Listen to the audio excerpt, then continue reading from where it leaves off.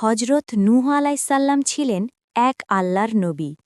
তিনি ৯৫০ বছর ধরে নিজের কমকে ডাকলেন, এক আল্লাহর ইবাদত করো, অন্যায় ছেড়ে দাও।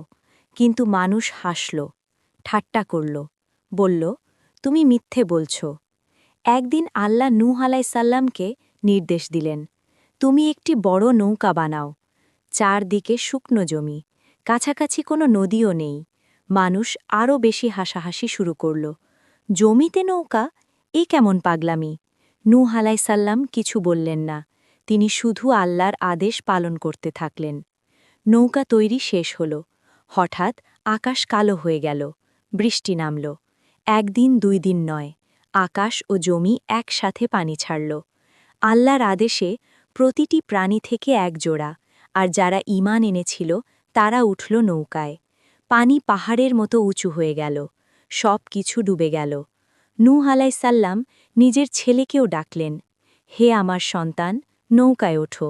কিন্তু সে বলল, আমি পাহাড়ে উঠব, পানি আমাকে ছুঁতে পারবে না। কিন্তু আল্লাহর আযাব থেকে কোনো পাহাড়ই রক্ষা করতে পারে না। পানি তাকে গ্রাস করল। শেষে বৃষ্টি থেমে গেল, নৌকা থামল পাহাড়ের চূড়ায়। একটি নতুন পৃথিবীর শুরু হল। এই গল্প আমাদের শেখায়, আল্লাহর আদেশে ভরসা করলে মানুষ হাসলেও শেষ হাসিটা ঈমানবারই হাসে।